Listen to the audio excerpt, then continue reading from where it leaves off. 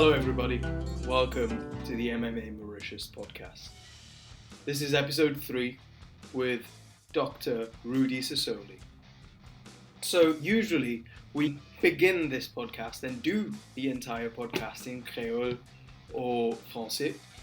However, due to the fact that today the guest speaks English, the entire podcast was in English, well, thought why not, make the intro in English as well, just to stay consistent throughout the entire video. The conversation I've had with Dr. Sassoli was really fun, and we touched on a variety of topics. We've had a very interesting discussion about psychology, about MMA, about martial arts, about his involvement in the martial art world, his involvement in training, in bodybuilding, in all of the things that he's good at. And I've learned a lot from this podcast. I can say I walked away from this conversation, if not smarter, more informed than I started. So without further ado, here is my conversation with Dr. Rudy Sassoli. I hope you enjoy it. For our viewers, I have been introduced to you through Sensei Avinash and all of that, but for our viewers who may or may not know who you are, could you give an introduction to yourself? Yeah. About me in all, or about me and martial arts? I think you in all first, and then... Okay. Yeah. I started as athlete when I was really young. I started with several sports. Principally, I started with sports connected with martial arts. Mm-hmm. Now, here is not the place to restart to analyze, but we have to remember that we have two different blocks of sports in which you fight: the martial arts and the fighting sports. That has some different rules. Anyway, when you have martial arts, you have behind a history, behind a culture, behind some rules that are connected with the... Exactly. Yeah. In the fighting sport is more direct. So generally, we have the fighting sport that come from the Occidental view of fighting, and the martial arts that has an old tradition that come generally from army rules and honor code. Yes. Anyway, at the end, we can see that in the last 30 years, we got an evolution in which all these sports arrived to a common line, in which we have a part of code, of honor, of rules from the martial arts that enter in the fighting sport, and some practicity of the fighting sport that arrived to the martial arts. I started in the time, the realism. I started in the first years of the 70s. Mm-hmm. So it was a time in which the division was really, really strong till that period. You had on one side in that period, you had principally boxing, and then each kind of the one that now is called wrestling, from the Greco-Roman lucha and free lucha and so on.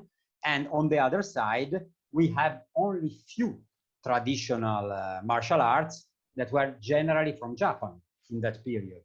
In Europe, you got karate, you got some judo, and really few of the others. All the others that are really known arrived a little bit later, from Chinese Kung Fu, then Korean Taekwondo, and so on. They arrived later. In that period, there were more the Japanese one.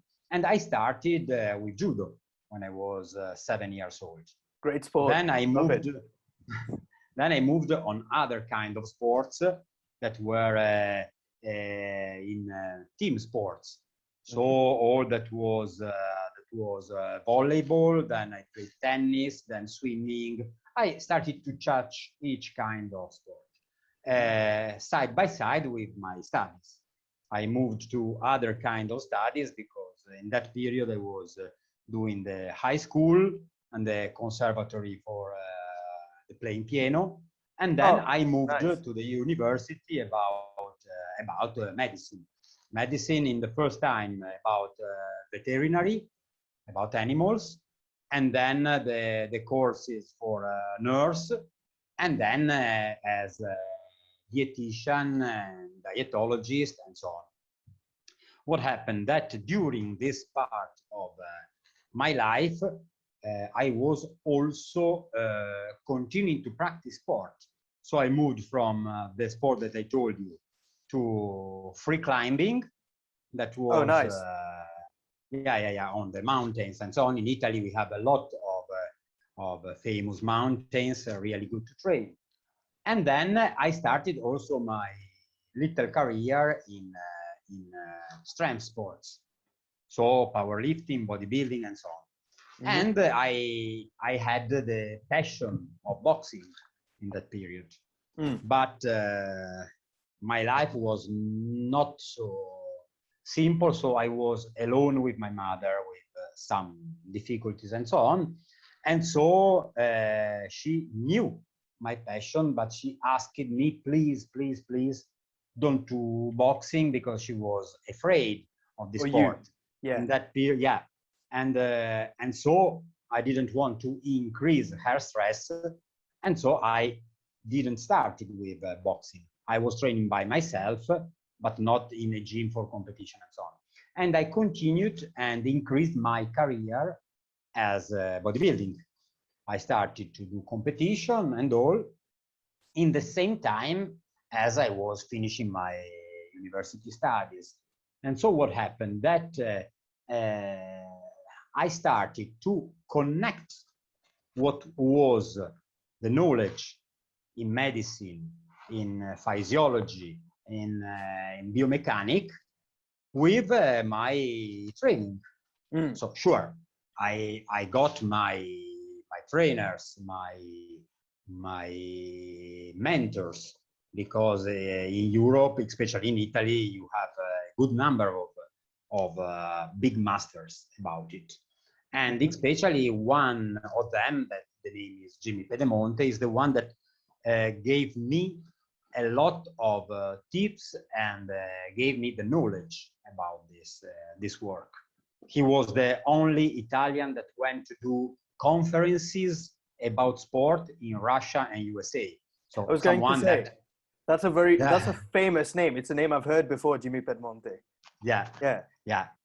And he was my direct master, and we started to work together also to prepare some athletes, to create courses, the first courses that we made for trainers. But the passion behind was, as I told you, also in martial arts. I started to, during my studies, to work also, because I need to work during the university. So I made a lot of different works, but with some money that I gained, I started to open my first gym. Nice. And in the same time, I made not a lot, but several years in that period in Kung Fu in different styles. So I started to do Tai Chi, Wing Chun, Tan Lang, Choi Li Fat, little bit of Shaolin. And I started to return in the world that I love. The only thing is that, as you know, generally in these sports, you don't have final fightings. So was avoid the problem with my family. And but in my little gym, when I started, I had some equipments, used equipment that I started to prepare and use. And in the same time, a part where I was dedicated completely to martial arts. And we started to work and train. In this period, I was competing as bodybuilder, and my knowledge increased. I started to be responsible for my region about bodybuilding. Then I started to do courses. Then I became national responsible. And in the same time, I was finishing my competition, because you have the problem that when you especially in Europe, also here, but here, unluckily, not all applies. But if you are responsible of a federation, you are not allowed to be a competitor. Yes, it's not correct. There is one that we call the contrast of interests. Yeah, conflict of interest. Because you couldn't analyze or be responsible the one that can be your opponents and so on. It's not a clean way to. So in that period, I was at the same time married. I have seen how was my potential as bodybuilder. I was not a great champion. I was enough good. My record was to be around 107, 108 kilos at 7% of body fat. Wow, that's a lot. Good level. That is a good level for a medium bodybuilder. A medium bodybuilder, I mean someone that can compete at international level. But not Mr. Olympia. No, absolutely. International level, I mean in that period, I could be competitive for an European and can participate at the world. But this is a level that is low, is still amateur. In bodybuilding, when you arrive to win the world, you can enter in the pro world. Yes, totally different. Yeah, of course. When you're at the Olympia, the competition that you say, the Arnold Classic, Arnold Classic and all that, you are in the pro. Of course, yeah. This is totally another level. Things that when you became pro, you restart from zero as a child. Zero again, yeah. In the true world. So in that period, I was married also. And what is impossible if you want to work seriously is to have two professional athletes that are working seriously in the same family. Because economically, because as necessities, because as the time that you need and so on, only one can work properly. So I analyzed the situation. I was already a trainer, already with a lot of athletes. I was the responsible for judges for all Europe. So unluckily, I had a really clean view of the situation. I analyzed myself, I analyzed my wife, and I say, if one of us has to continue, it's you, because she had more potential. So I decided to stop my career that couldn't be so high, was good, but not so high. And I focalized as a responsible trainer and so on. And I gave her to continue the work as a athlete. In fact, in 2 years, she became world champion. In the same time, I continued to increase my career in bodybuilding. I became responsible for several federations for the country and also for the continent, and preparing athletes. But one big problem that the athletes has is that your heart is the one of a competitor. You feel really bad. You don't satisfy yourself because you are the president and so on. This is for little people. There are some people that I see. Yeah. There are people that get the power in the think, I am the president, I decide, I'm up of you. No, this doesn't exist. We have to understand that in each sport, federation are made by athletes. A president, a judge, a sponsor are nothing without the athletes. The heart of a sport are the athletes.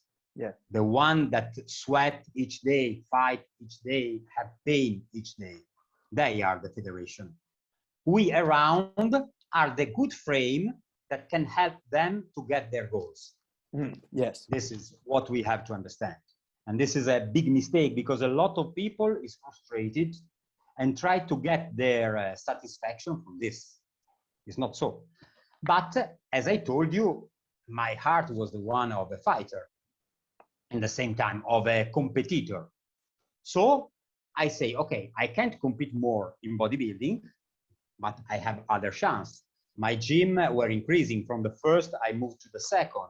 And then totally I got 10 gyms. in my career, 11 gyms in my career. But in the second one, I got one of the most important for me meetings that I can have. Because one day, one man came to my gym proposing me to open a course of Sabat. Sabat is the boxe français. Yes. And he told me I can come with my team and we do a demonstration for you in the gym and so on. And if you like, I say I was always excited about new opportunities. And so I told him, yeah, come. It's a great pleasure for me. And he came and made an exhibition. And this man was called Fabio Moretti and was one of the 4 or 5 best sabateurs in Italy. Italy is in Sabat kickboxing is the second country in the world after France. Because Sabat, for the one that don't know, is a discipline, is a martial arts, is a fighting sport, but come from martial arts. Why? Because it's the one that was born with the sailors on the ship.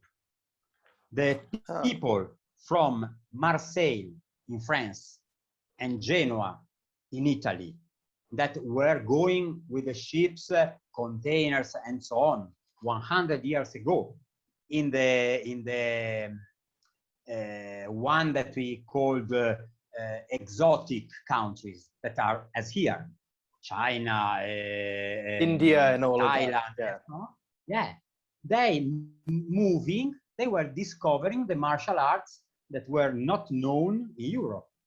And so they got a lot of new experience, new discovering there. And so they returned back with a different knowledge in which there were this kind of fighting with the legs that in Europe didn't exist. So what happened that in that period, they started to create a new sport that was a mix of Oriental and Occidental technique that was called Sabat. Sabat started to be known in France and evolved in France and then in Italy, because as I told you, was in the cities that were ports, famous ports in Europe. And as when you have something new, what happened? Then you want to see always as children we want to see who is the stronger. Of course, yeah. And so started the question, but is stronger Sabat or boxing? And so there was been a famous 100 years ago, a famous challenge from sabateurs and boxers. So what happened? The best 2 athletes of these sports in Europe made a fight. And what happened? That they started this fighting. The responsible for the Sabat was a man called Charlemagne. That is, he gave the name also to a lot of kicks in Sabat. That was the best athlete in that period. They started the fighting, but Sabat was only kicks. So what happened? That during the fighting, Charlemagne was in the first 10-15 minutes was in big advantage because he was kicking from far. And the opponent couldn't punch and it was great. But what happened after 10-15 minutes, the boxer started to understand how was the way. So started to close the guard, to accept to be kicked, and tried to enter in the guard of Charlemagne. So at that period, you didn't have rounds, you didn't have anything. The finish of the match was the KO. Or the give up or surrender. Yeah. So what happened? That he arrived to enter and started to punch from close distance Charlemagne. And at the end, the boxer won the fighting.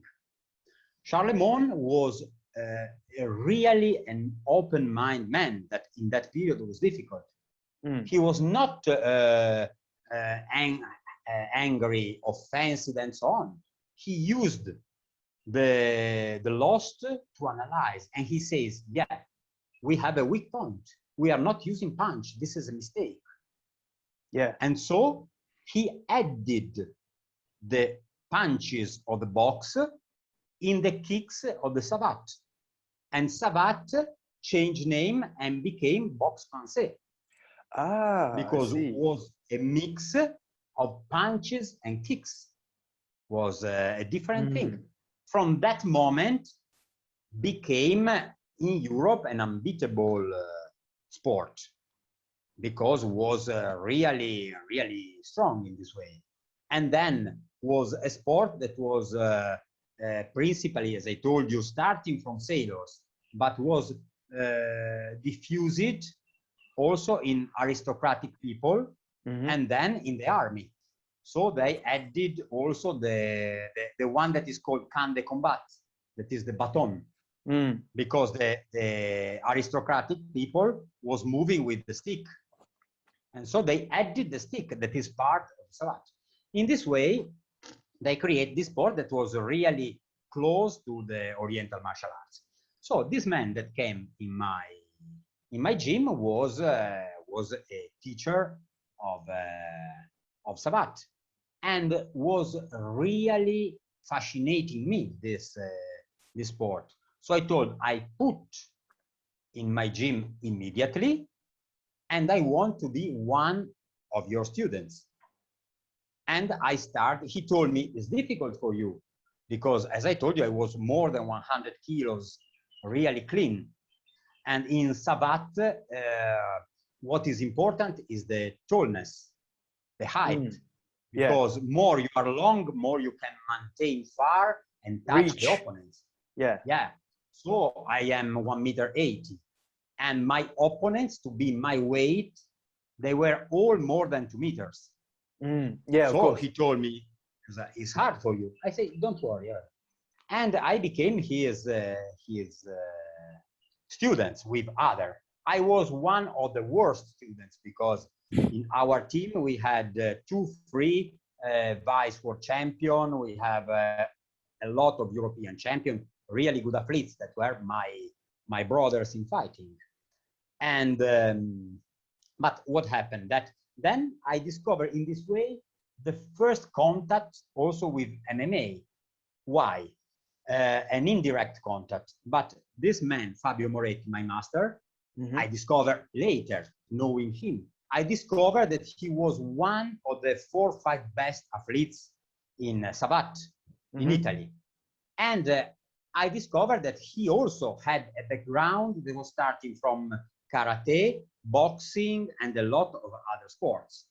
So what happened? That I discovered that he was in savate the direct and continuous opponent of one man that I think is one of the father of MMA, because not a lot of people knows that the famous Ernesto Hust, that is the man from Holland that won and all the first years of K1, was a savateur before. And he was the direct fighter, the direct opponent, but friend of my master. One time one was winning, one time the other was winning, but they were really close friends. What happened? That my master stopped the career at 32 years old. And because in savate you must be really quick, so you can be so old to fight. Of course, yeah. Or Ernesto Hust, in that moment, received an approach from the organizer of the K1 that was starting. And they told, we want to create a new sport. Will be called K1, and is a kind of mixing of different fightings. So each kind of sport you were practicing before, here you have to increase with the sport that you don't know, but we can start in this direction. So what happened? That the only problem was that these athletes, being savateur, were really thin. My master was fighting at 72, 73 kilos. Ernesto Hust at 75, 76 generally. They told we have a limit because our sport must be a show. So we need big guys. It's not important if you are a little bit fat, but you have to increase the weight. So my master stopped it. He says no. And Ernesto Hust said, okay. And he arrived to, in the first period, to 110 kilos fat, but he's already 1.89 m. So it's massive. No? And so he's got the muscle underneath as well. Yeah. Yeah, got also fat, got muscle, started to train in the gym and so on, but was a monster because he was coming from Savate, kickboxing and Muay Thai. So he has only to work on some new things, but he was ready. In fact, he was unbeatable. If I'm not wrong, I don't want to say mistakes, but I think he won for 4 years the competition. He started as a beginner in the 93 and then continue in the 97. He started to win and was unbeatable in K1. So I say this is a curious anecdotic thing about the connection with the starting of everything. Anyway, I started to fight in Savate kickboxing. And in the same time, I was training with weapons. And I became responsible for the army as trainer for fighting with knives, with baton, with tonfa, the one that police use, and so on, to the close fighting in the war. And we started to train, for example, the army to go to Afghanistan for the close fighting. This with my other master, that was Antonio Merendoni, that is a master of the army. And we didn't work about guns and so on. There were specific masters and trainers for this, but we were working on the close fighting, but close fighting for the army. So is the complete one that theoretically has to enable or kill the opponents. Yeah. That is not for traditional training, is another kind of work. And so our career in sport continued in this way. From Savate, I passed it also to kickboxing, and I continued to fight in the sport till when I was 42 years old, that I made my last fighting in Italy, because unluckily I already got one knee broken in Savate. I made operation, I recovered. Then during this fighting for the Italian title, the heavyweights, I was 42, and I slide on my sweat on the ring after I made a high kick, jumping kick. When I fell down, I slept on my sweat and broke the second knee. I continued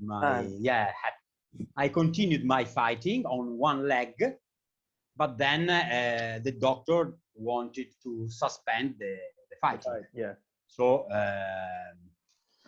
So I finished my career because in that moment, my friends of the federation discovered my age, because in the rules you can compete till 38 years old. I see. But I was always in federation, me and my students and my friends, the one that I told you before, that were mine companions. But when my master stopped to teach, I became the teacher, and so they became my athletes. And so I was up and down each time. No one was looking at my documents to check your age. So they were just like, he can't be old. Yeah. So when I broke my knee, they have seen, they say, but you are 3 years that you are fighting without permission. Oh my God. And so on. They blocked me. Then I restarted it's not career, but my play coming here, because in Mauritius, you don't have rules about the age, no rules about, it's not correct, but was lucky for me. not medical controls and so on. So when I arrived in Mauritius, I restarted to fight at 51 years old, because here they don't control, they don't have a limit. If you accept, you can fight. And so in this way was the sport career about this fighting sport. As I told you, I was working also on physiology and anatomy and biomechanics. So what I applied in bodybuilding, I tried to apply also in martial arts. I started to prepare athletes with these rules. My first idea is that in Europe is really important, this, that the body conditioning is absolutely important. Yeah. Here, till some years ago, I have seen a lot of talented athletes, but they are talented in fighting, really good, but the body is not ready because they are not trained enough. They don't have endurance. They don't have cardio conditioning. After two rounds, they are tired. Gassed, yeah. So you can't fight with the presumption, the pride to win for KO in one round. It's not so. And more you increase the level, more you have the problem that if you have a serious fighting, 5, 7, 9 rounds, you don't fight immediately. You use 1, 2, 3 rounds to understand the opponent, to understand his mistakes, if he has, to try to create a strategy. So you don't go for the KO, because if you start for the KO, you will be knocked down because you open too much, you risk. But in the Mauritian athletes, in the first period, I have seen people really strong, really good, but that couldn't fight in this way, because after 3 rounds, they were dead, or they finished before, or they became tired. So also here with my athletes, I started to work on the body conditioning. Because if you are talented with power and so on, and you are also trained, you are unbeatable. And then to work on strategy, because you have to create your strategy about your characteristic. If you don't have a big, and if you are lucky and you know your opponent, you study also the opponent. If not, you must know yourself. If I am really gifted and I have a big opening on the hips, I can use high kicks on the face and so on. It's good. But I have also to remember that I need 3 times the energy of a punch. Of course, yeah. So I must equilibrate my work. Kick only when you're sure it's going to hit. Yeah, sure. And I can do something spectacular if I'm doing assault. So the fighting in which you don't fight strong, you touch only. But if I'm fighting seriously, I can't lose energy. I can't risk to go up with a leg and the opponent is quick and break my leg on the floor. I have to manage. So we have to study in this way. Then if you are not gifted and you can't use high kicks, you have to search your way. So good combination of low kicks, of punches and so on. Then depending from the rules that you are applying.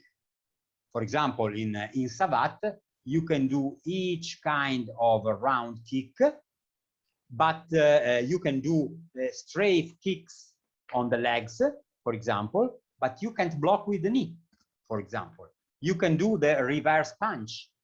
In kickboxing, you can do the reverse punch. You can do kicks without the one that we call charging of kick, but in the same time, we can do straight kicks on the legs.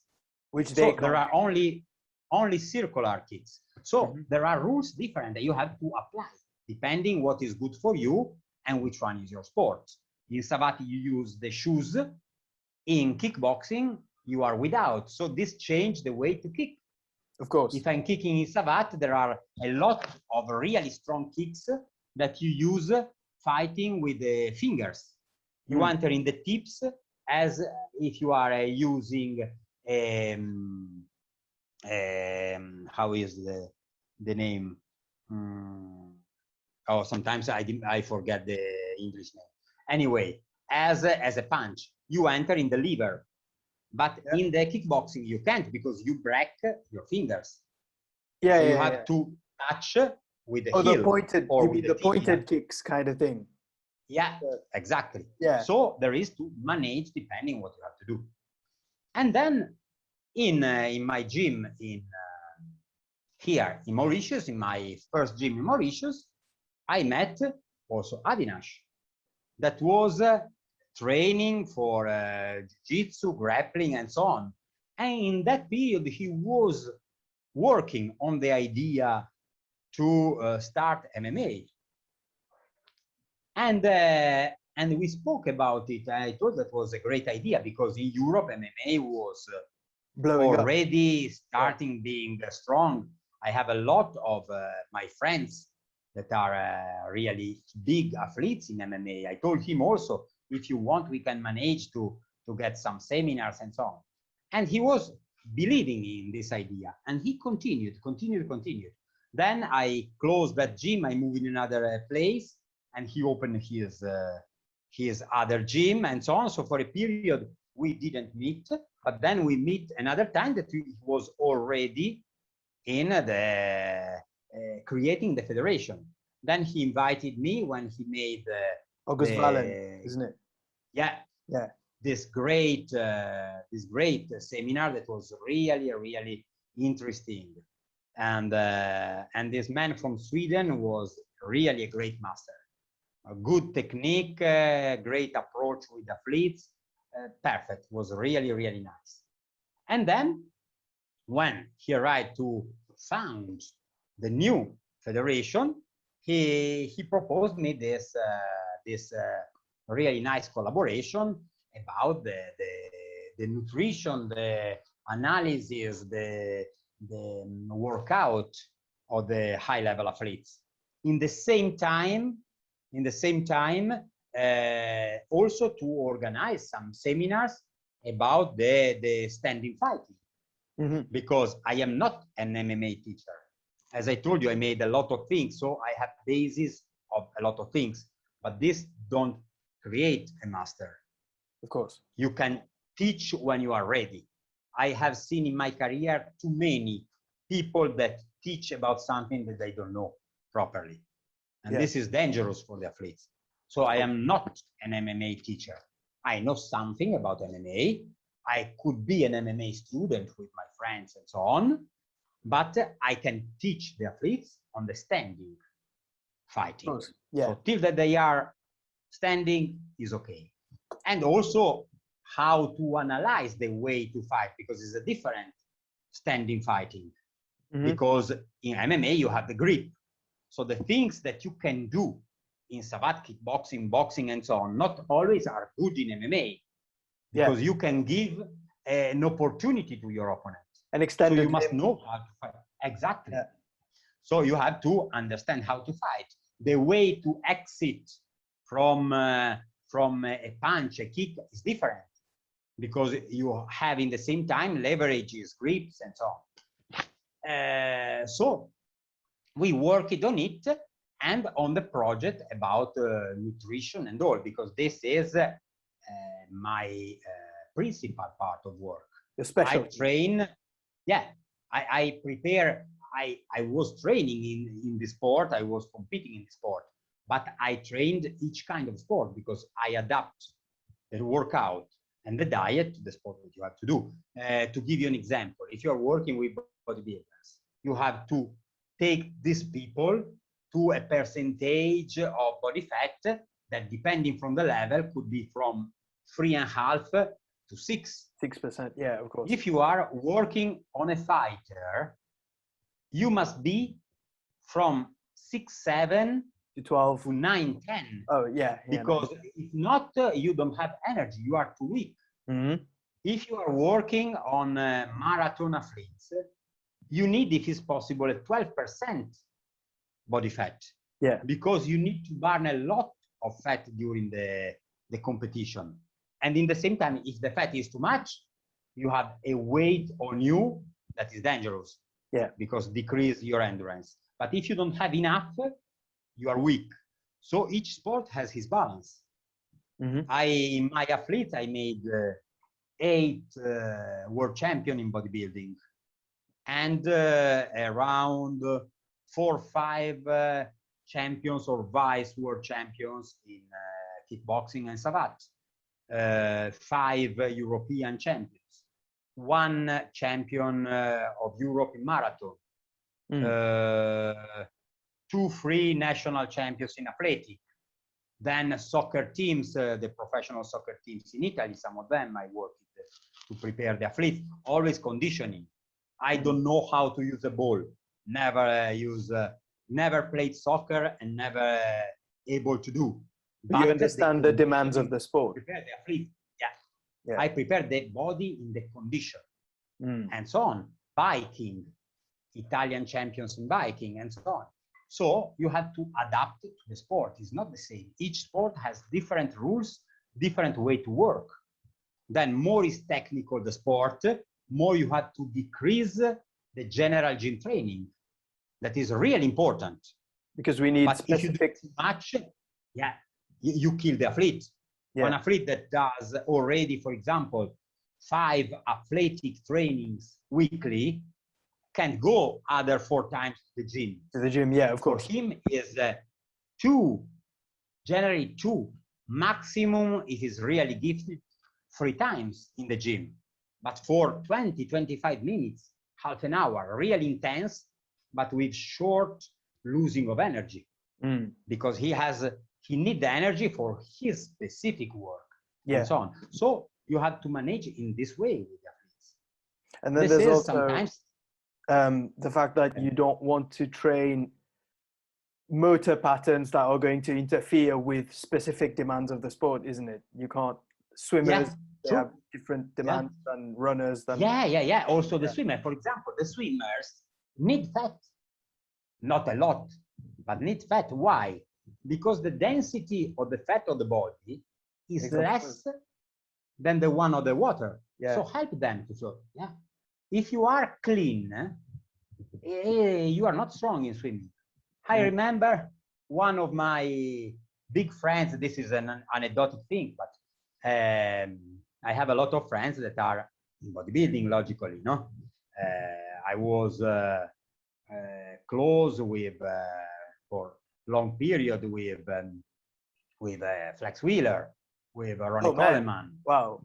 Yeah, his wife was crazy, really nice. I remember the first time that I have seen his wife, I was speaking with Ronnie and about his training and so on. No? And Ronnie is a monster, no? Really big and so on. But he's a house. A strange voice. Yeah, but has a strange voice. Okay. Because his voice is a little bit in this way when he speaks, no? I was training and it was a little bit funny, no? I was speaking with him, with his voice. Then I felt, was the period that was enough big, no? I felt a really heavy hand on my shoulder. And I turned, I have seen someone that in proportion, Ronnie was little. She looked at me and said, "I am Vicky Gates, his wife." This was my first meeting with Vicky Gates.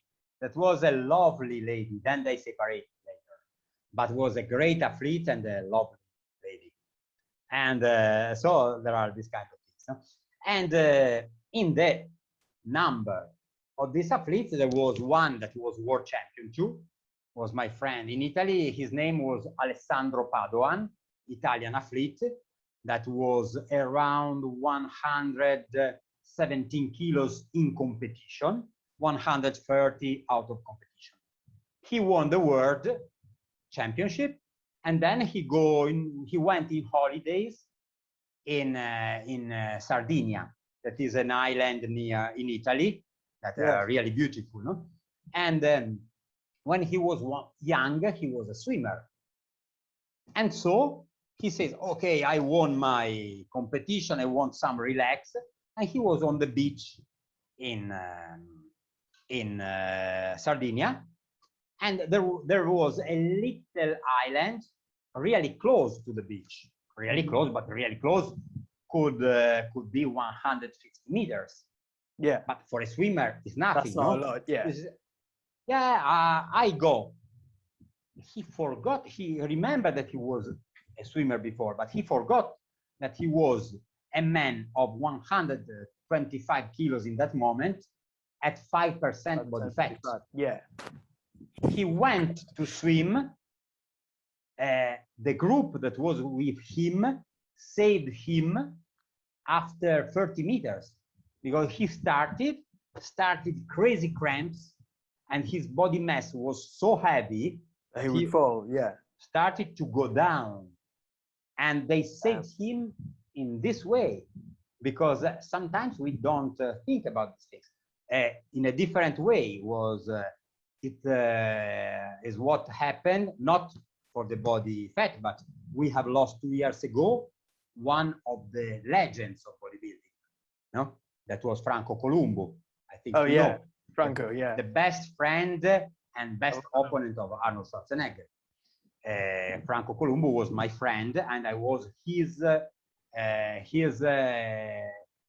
head judge in the competition that he organized. Each year, he was organizing a competition that was called Columbu Classic in Italy for the professional athletes. And I was his head judge. And we made the last time 2.5 years ago, and we had to do last year. Then, few months before, he is living in Columbus in USA. But each year he was going in Sardinia because it was his country for holidays. And he was a big swimmer too. He went to swim, he feel bad, and he died in the sea in front of his house last year. In fact, we never made, But I don't know if it's sad, but I don't know if it's horrible. But in one sense, knowing him, I think that he prefer to die in Sardinia, to have his death in this way than in a hospital with Alzheimer or something else. Yeah. Because he was 78. He was 79 years old. Oh wow! Still swimming, still training, and I can tell you that his hand grip was still at 79 the strongest that I ever seen in the world. He was one of the strongest men, wasn't he, of that era as well? Because people were big, they were very aesthetic, but Franco Columbu was really strong. He was short and strong. He started in Sardinia. He was really poor in the people that was moving the ship, the matons. They were taking them, and this was his work when he was a child.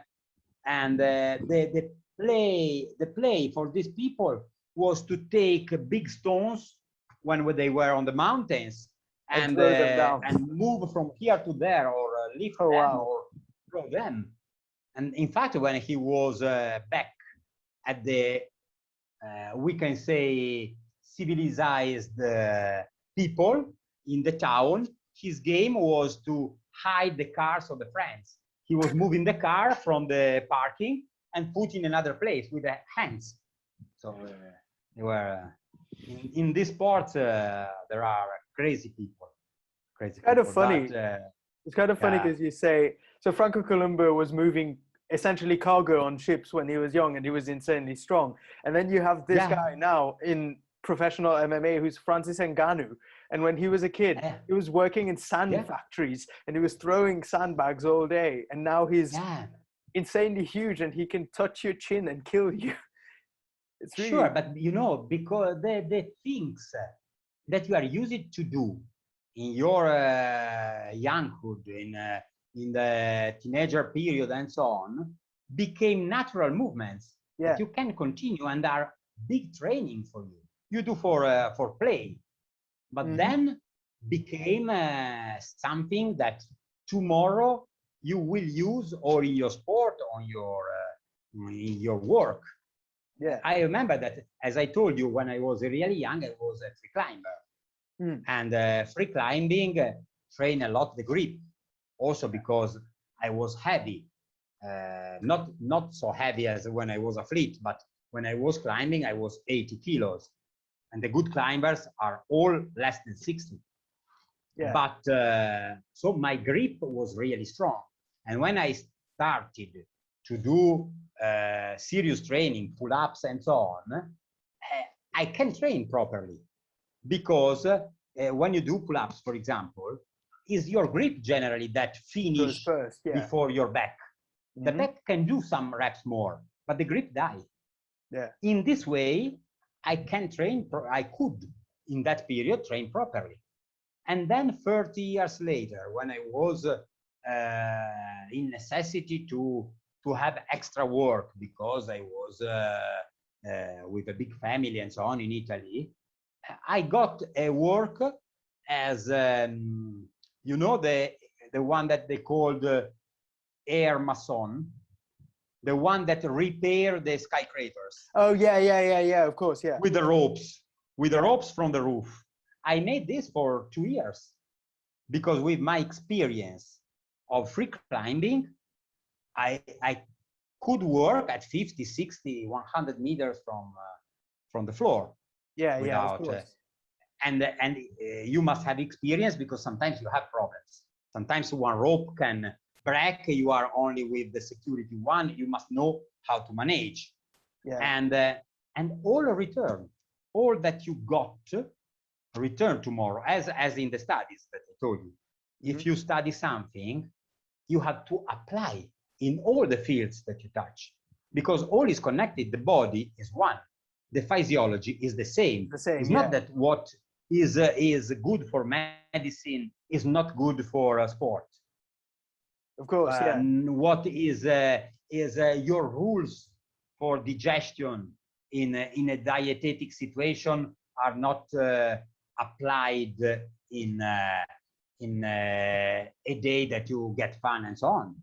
Unluckily, I have seen, for example, 2 athletes dying after competition at the restaurant for a wrong approach to the food after 6 months of diet. Oh yeah, of course, the refeed, they did it wrong, and then because they died. Wow. They died. One of my friends has lost a leg, because he made the competition today at 3.5% body fat, without water in the body. You have to readapt the body to the normal, not normal diet, but to a cheat day. You can't eat what you want immediately. You are not ready. He went to eat each kind of thing, and he got in 1 day 9 kilos. In 1 day, because principally is water that come back. Yeah, it's not of course, fat. yeah. In 1 day you don't have fat. This increased the pressure of his blood, and in the same time, the swelling of the tissues was pressing on his veins, and his leg went in necrosis. Oh. And they had to cut his leg. 2 days after the competition, they had to cut his leg. Think what is for an athlete this kind of situation, but this is a mistake, a big mistake that you can avoid if you think. Of course. On the other side, you have people that is really strong in the mind and do the opposite. They can transform a bad situation in something good. I had one athlete that was not mine, but was of one of my colleague and also one of my best friends in Italy, that is a really great trainer in Italy. And his athlete was world champion in South American dance, that you say, but it's ridiculous. No, it's not ridiculous, because it's a really hard discipline. and you have to train a lot to maintain the rhythm, the agility, and so on. Each kind of activity and sport has behind sweat, pain, and blood. Also dancing. Yeah. His feet were destroyed at the evening and so on. But anyway, he was beautiful man and great dancer. As I told you, world champion in merengue, salsa, and bachata, the traditional dance for South America. One day, he was going home and he was on the stripes to pass on the other side of the road. A car arrived and got an accident on him. And he lost his leg completely. And for him was deadly because he was a dancer. So you can imagine only one hand and one leg and so on. He got 3 months of really hard depression. 3 months. And was starting to enter in alcohol and so on, as happened in this situation, abandoning all. But then, speaking with my friend, who was his trainer, and with other friends, his wife, and himself, because this starts from yourself. If you don't put your will, you don't arrive. He accepted to try to be something new. And so he started to train another time, day by day, day by day. In 2 years, he was world champion in disabled bodybuilding. Wow. And he became also the Italian champ in 100 meters sprint, long jump, and 400 meters with the artificial leg. He got the sponsorization of the big companies that produce cybernetic legs, and he became a champion in all. The blade thing. Kind of. Was not this one, because in that period, this one was not already created. Now is the best one, this one. Yeah. At that time was we can say the grandfather of this one. Fair enough, was also titanium and Kevlar and so on, but was not so long. The foot, we can say, was a shorter one, but he arrived to be national champ with 1 second less than the normal record in normal people. So a monster. So we see. Yeah. No, that's well cool. That some people do make the most of opportunities that other people don't.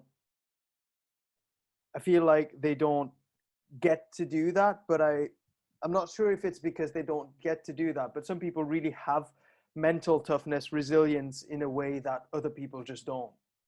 And I'm not sure what gives that though, because I have seen people who, by all intents and purposes, should not have had that mental toughness that they do have it, and people who should have had it not have it. It's but really there are 2-3 psychological reasons. When you work in a sport, a really important part of what you do as trainer is also the psychological analysis. Yeah. Because as a trainer for high-level athletes, if you have the wrong approach with an athlete, you destroy his career. There are athletes that must be helped, and you must show them the evolution, the results, and so on. Other athletes that must be kicked day by day, also if they do something good, because they sit. And in the same time, there are some problems. One is the heavy weight of the expectation. There is people that don't arrive high because feel too heavy the expectation around. From the trainer, from the family, sometimes the family has a big responsibility, because families put in someone the pride of what they didn't get. Yeah. Oh, yeah, yeah, of course. And this destroys an athlete. You must be free to do this for yourself, not with the fear to disappoint someone and so on. You need support. You mustn't need to feel the weight of it. In the same time, there are other people that all is the responsibility of the others. Mm-hmm. If they fail, if they don't do something, is because I didn't have what he has. He's luckier than me. He is doping. There is always a reason that is not mine, and this is not good. Of course. We have to analyze ourselves. We have to analyze ourselves to accept our limits. If I accept my limits, I can work to overcome. If each time my failure is not because of my limits, but because of somebody else, I never grow. Of course, yeah. And this happened too. So for this, some people don't arrive. I think that's in life in general as well, isn't it? Because absolutely. It's the problem of responsibility, is that if everything that goes wrong in your life is because of someone else, then you take the power away from yourself, even if it's not really your fault. Thinking and saying it is my fault makes you more able to change it, doesn't it? Yeah, there are anyway some levels to overcome, and we can. And there are athletes that started really from zero, without food, without help, without equipment. I scream sometimes with my athletes that call me, I don't know, by phone. I received the programs and so on. Next week I start. I didn't start because, I have the gym, I have the food, but I went in the supplement shop. Arginine is finished. What means arginine is finished? You don't have one vitamin or one amino acid and you don't work? What means? This is so a little extra that helps. You know how many? Now the gyms are closed. I can train. I made the other day, you have seen with Avinash, the training that you can do without anything. And it's really, really hard when you do it. You can train the same. There is people in Cameroon, in Rwanda, that I have seen to train with the trees, to train in the water, to train without anything. Just when I started to train, I didn't have anything too. I was really poor and with difficulties. But I made my first bench. I worked 3 years with a bench that were 3 blocks each side and a piece of wood on it. Stop. I was moving pieces of trees. I was grappling on the trees and so on, running in the wild.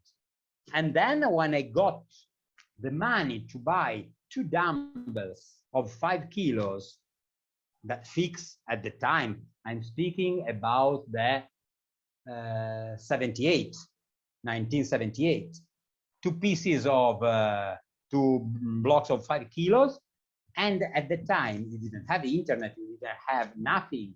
The magazine reviews in the shops were behind the porn one, because to buy something about bodybuilding was terrible. People can accept that you buy porn things, but can't accept that you take something that is connected with bodybuilding. Wow. It was crazy. We are really, really discriminated. So there were nothing at that period. I bought these 2 dumbbells. I was really happy. Then I arrived home, I say, and now how do I have to do with this? And then I remember, because in TV you don't have anything at the time. In Italy you have one channel that was the news some publicity, and some new movies, nothing more. So what I can do, and so I started to do something that I have seen, the biceps movement. But how many? What are reps? What are sets? Yeah. No rules. You didn't know anything. I was 13 years old. I started. I made the movement of biceps for 2 hours without stop. Wow. Then I fainted. I fainted in my room on the floor. After, I don't know if minutes of hours, I wake up, I stand up, I restarted. Because the mindset was crazy. To make it, yeah. But all the old athletes were so. So you can work everywhere, in every condition, every time. Yeah. It's all here. I agree. It's in the mind. If you believe in yourself, if you want to gain something, you have the will, you arrive. Sure, there is genetic. Unluckily, genetic is basic. But the problem of genetic is at high level. No, why? Of course, yeah. Because at starting beginners level, competitors level, low level in competition, medium level in competition, genetic is not the important thing, it's the will. Because I have seen a lot of not gifted people that arrive at great level because of their will. They're gifted, but lazy, nothing at all. Yeah, they give up. Where is that? Yeah, the genetic enter when you are at the higher level. Yeah. Because at the higher level, all of them has the will. All of them work hard. All of them are strong. So at that level, genetics does start making a difference. Yeah. You have more genetic, it's finished. When you see, I don't know, Mike Matarazzo near Ronnie Coleman, they both train hard, good, are strong, and so on. But at that level is the genetic that win. But we are speaking of the Olympia, not of Mr. Curpip. Yeah, Mr. Curpip. It's the same thing as Tom Platz can win. Tom Platz's legs. No one's going to have legs like that anymore. He just had the genetics, but Tom Platz also did 125 squats in a row to get there. Yeah. So he had both of them. Tom Platz is my friend. Tom Platz trained in my gym. Really? Yeah. And I was in I was in my best period. If I have the photo, I should one of the photos. And I see if I have here. And Tom Platz was already after his period of competition. He was already old because he was over 40, and stopped to compete. He was in my gym training, and I was in that period in my best. My best means that was the period that I was doing not big weights. I was not so strong, but for me, my set of squat was 300 kilos. I was doing sets of 6-8 reps with 300 kilos. I was doing 850 kilos of leg press. So for normal people are good weights. No? For normal people are good. We made a set of squat, and with I think was 280 something else. No, I made 8-9 reps. Tom Platz, out of training, made at the end 17. And obviously, you know, full bend and everything, right? So I don't know if you can see the photo. Oh man, that man is Tom Platz.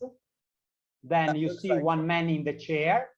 In the chair is the Italian president of WAPA.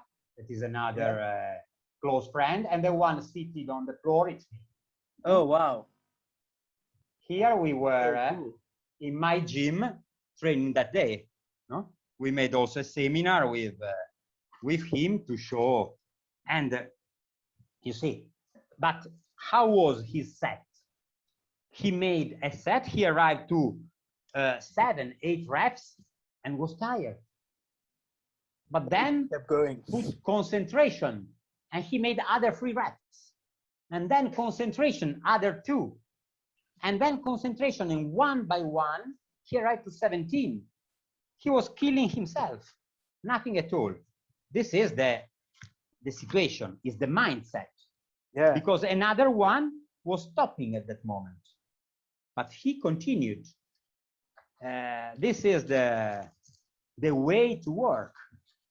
This one, I don't know if you remember this athlete, is Mike Christian, 7 at the Olympia. Oh, no, I know the name, but I can't really remember. Yeah. And here we were in the gym training together, see, me and him, and so on. This was the period. Here is me and Platz together. Oh man, yeah, of course. Now you recognize Mr. Tom Platz with the hair and the big. Yeah, he was really funny. He was walking, showing the traditional bodybuilder, that is all chicken breast, but also chicken legs. He was saying, you know, and he says, "Are the legs the rule? All depend from the legs." Yeah, and he was great. Then he has his crazy things the same. He told me, please, please, please. He was what we can say, depending from the cigars Romeo and Juliet. He was his passion, no? And he told me, please search for me. And I moved in all Genoa and all my zone, 3 hours to get one shop that has the cigars that he wants. Yeah. But it was a pleasure to do this and so on. So it's all in the mind. Tom Platz don't have genetic as bodybuilder, because as bodybuilder this is the photo that he gave me in friendship, no? His photo.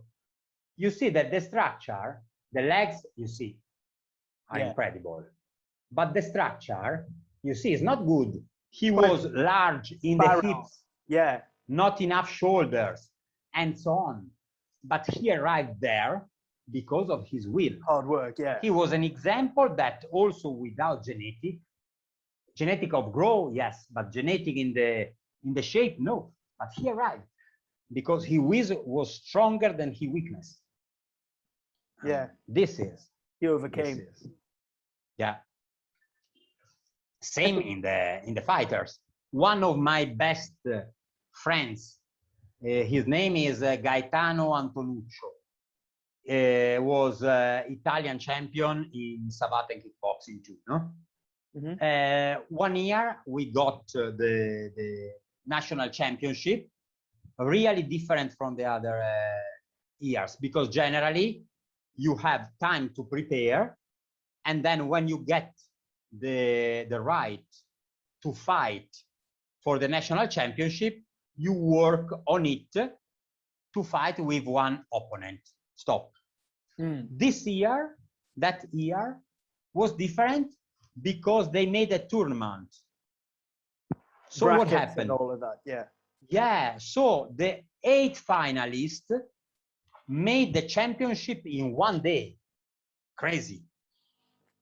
So they made 4 fightings, the 4 winners, 2 fightings, the 2 winners, the final fighting for the title. My friend started, won the fighting in the 8, so passed to the semifinals. At the semifinals, he has one fighter that was really good, and he won the semifinal, but broke his wrist during the fighting. So we went in the changing room. We have seen that there was a problem. We had our doctor. I was looking at him, but there was another doctor to check with me, and he made the X-ray and have seen that there was the broken wrist, and told that we have to inform the federation because we have to suspend the match. He told, no, please, no. We made one extra bandage, and he made the final with one hand broken. Wrist. Wow. The right wrist was broken. And no, we didn't declare this because the rules are to suspend the fight. He made the final and he won the title with one hand broken. This is will. Only will. Will. And you can't teach that. That's the thing. Oh. No, this is... maybe you can. It's true. You can teach, but I can tell you that is a positive thing, that I have seen a lot of athletes that started the one that scream, that put down the bar or the gloves and say, no, stop, no more. The one that get one uppercut and abandon the training and so on. And day by day, with the hard training, they increased the mindset, increased all, and at the end, they became true fighters in each sport. In each sport, when I mean fighter, I mean someone that arrives to his goal. Yeah. And they change it. Someone that in the first moment, you didn't get one coin for them. This is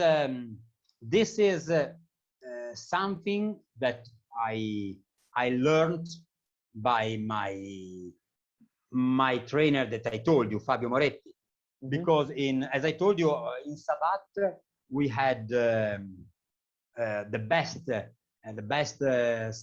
best town in Italy is Genoa, and so the 4 best schools for Sabat were in Genoa, but really great schools.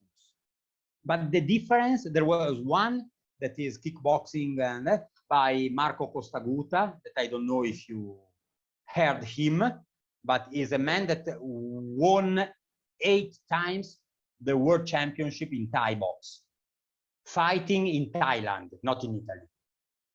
So you can understand the kind of man, because to fight in Thailand is not to fight. A tough man.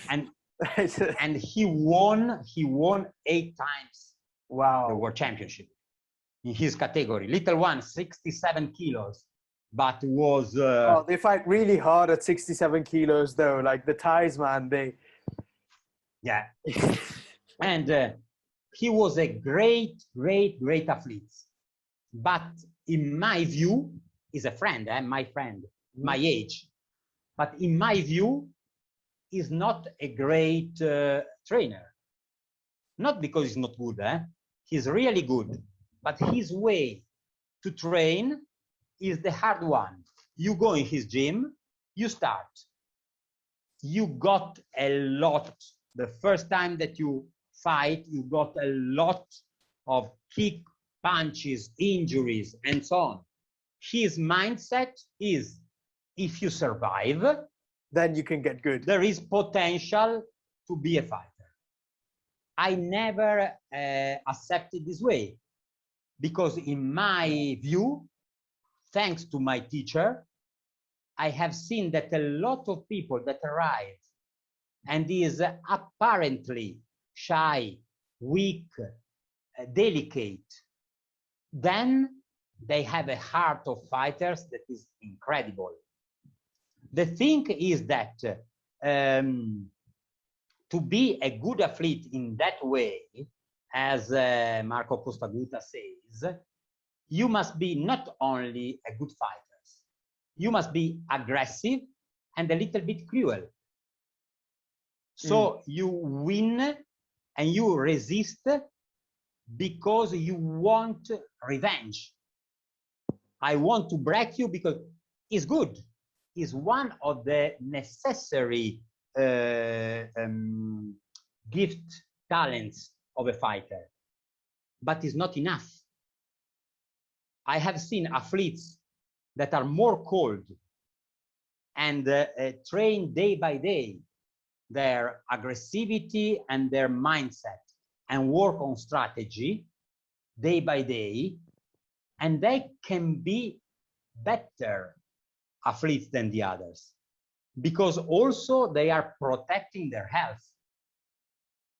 I got a lot of friends that are great fighters, but I remember one that really, as in the movies, when he finished his career, if you touch something that is in metal and you are at the pub, he enters in position because his mind is out. They don't remember. They have damages in the brain. Of course, yeah. Especially with fighting sports, brain damage is my possible. athletes, we work it always before in protecting themselves, strategy, and then attack. Because I say the problem is that we have people that has a life. Outside when you go down from the ring, you have a work, you are studying, you have a family, you have children. You couldn't be, if you are alone and you don't have anything else in the life, okay, but you have a degree, you are graduated, you have an important work, you are a doctor. One of my best athletes was a doctor of first aid.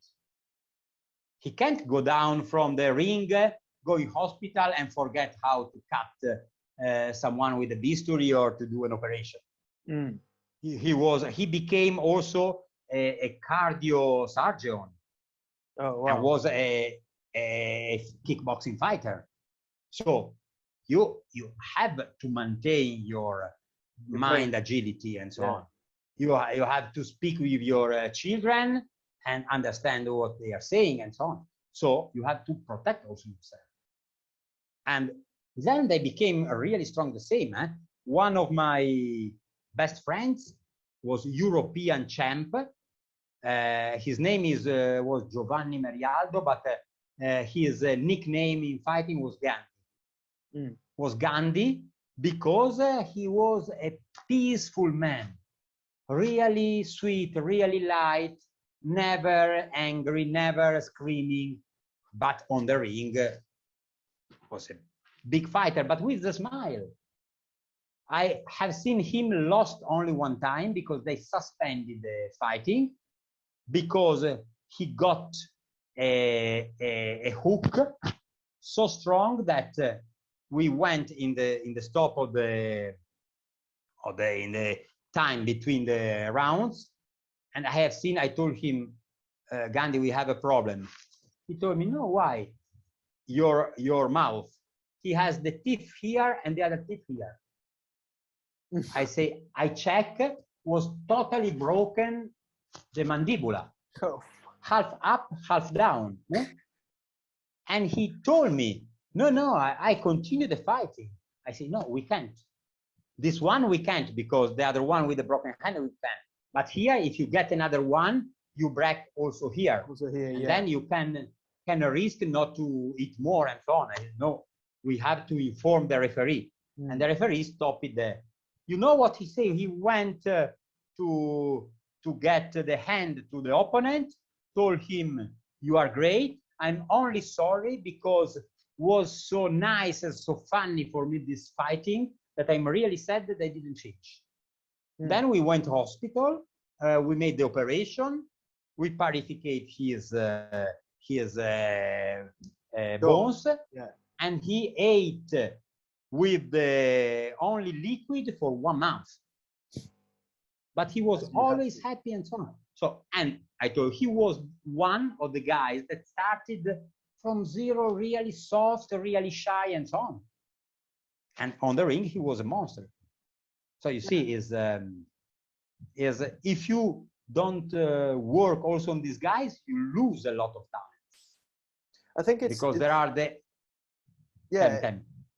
it's quite interesting because there's this quote, I don't remember who it was, but Voltaire maybe, is that thing where good enough is the opposite of great, isn't it?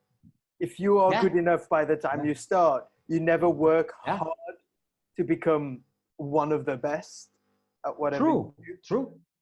True. But if you the mind must be ready to all.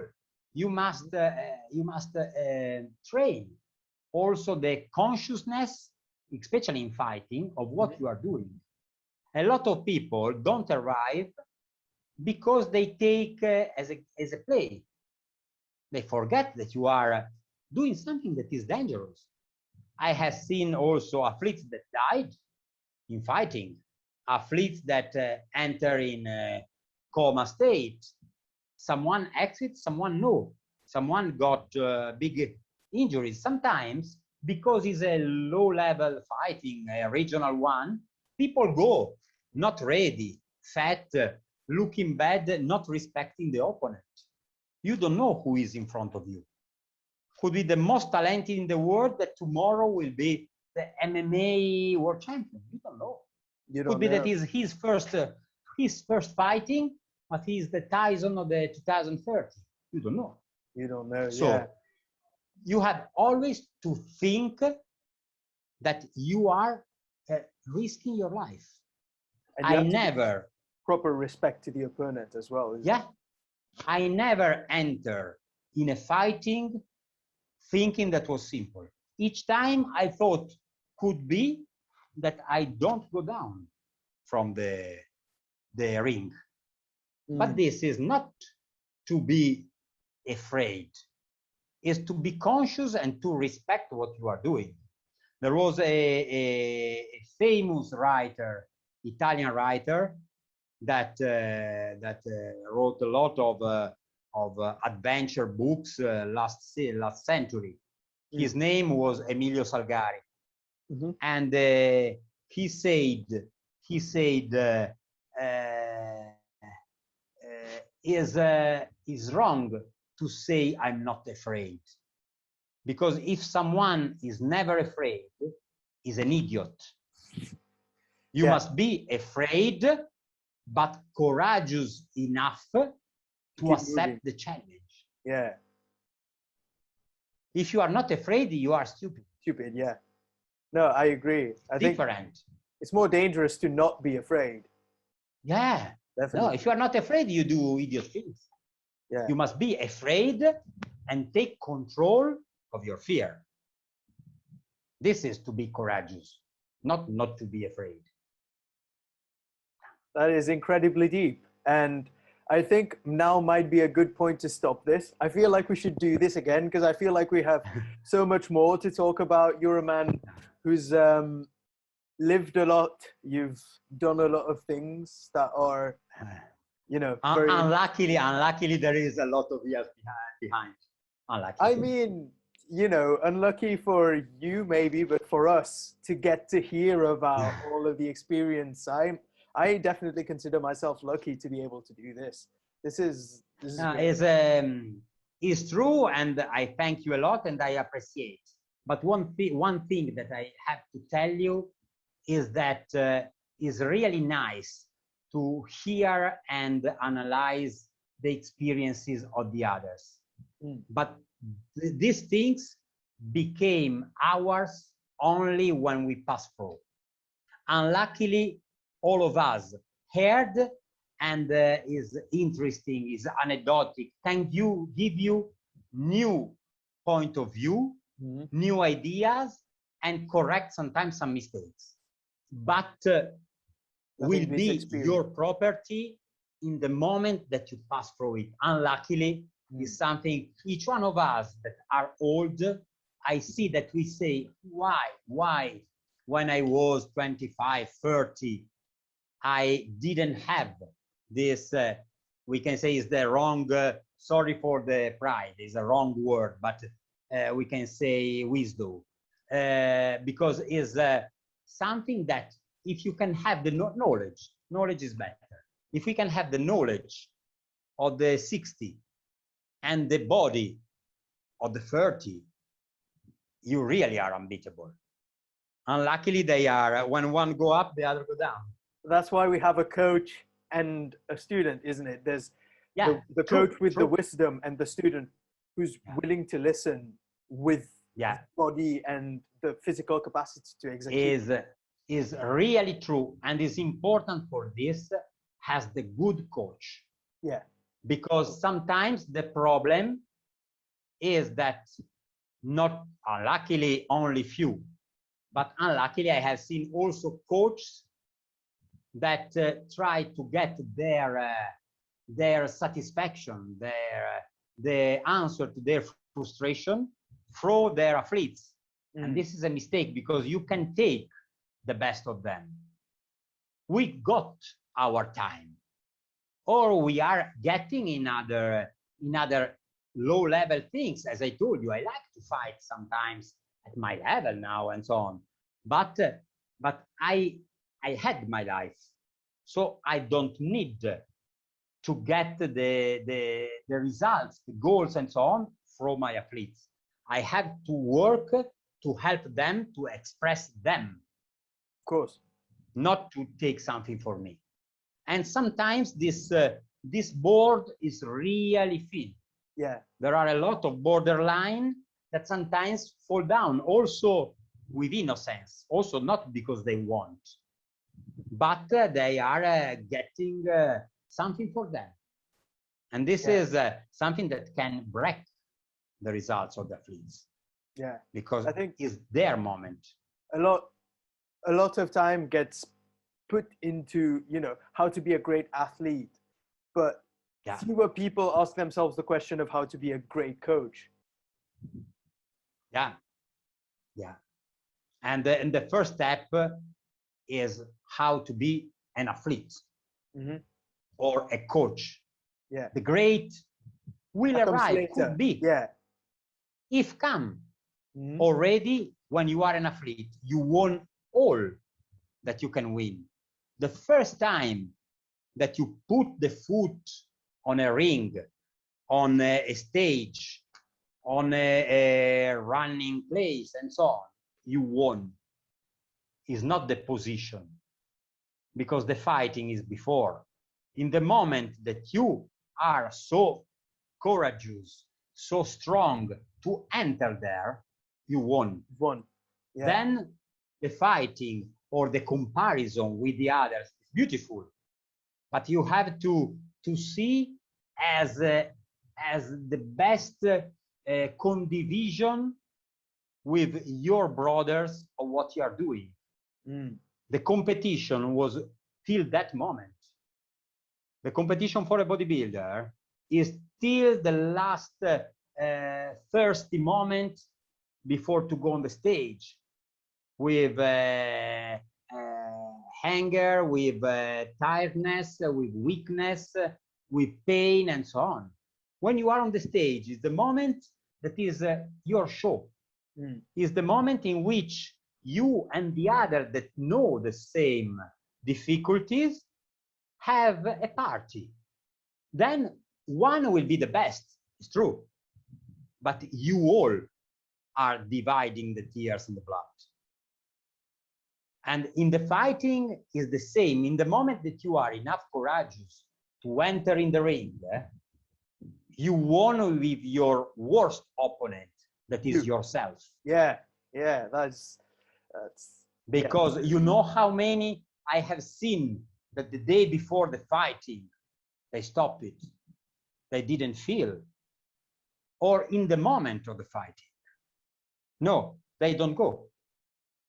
And this is the worst thing, because it's better to be an amateur. If you decide to go and you are not able to start, you will have this weight on yourself for all your life. Because you look at yourself at the mirror and you know, you can search excuses with the others, but you know yourself that you didn't win with yourself. Then the opponent is another thing. Yeah. But you win in the moment that you enter. Of course. I think that's a great place to stop this right now. I'm going to, just because I'd rather do a few episodes of this where we can have a few more conversations, because this was really with pleasure. Rather than make 1 4-hour episode, you know what I mean? Good. Thanks for your patience. Thanks for, I hope Thank not you for coming on. have bored you. Oh no, that was and really, all the one that will see. Really, I don't know if there are other people that will see the interview, but I hope that there is something interesting or motivational. It's going to be on the YouTube channel in full length as well. So I think we should probably say thanks for the people who watched this far. Thank you guys. We'll see you again. Great. Hope you enjoyed it. Thanks a lot. Once again, I would like to thank every single one of you that has watched thus far, because I know, like, 1 hour and a half in, not everyone's going to make it to this point. So I would like to say thank you to everyone who's watched thus far. I hope you enjoyed the conversation, and I hope you're doing okay through the confinement, the lockdown, and that you're keeping yourselves well. And hopefully we'll see you again in the next episode of the MMA Mauritius podcast from the Associated Martial Arts Federation. Have a good day.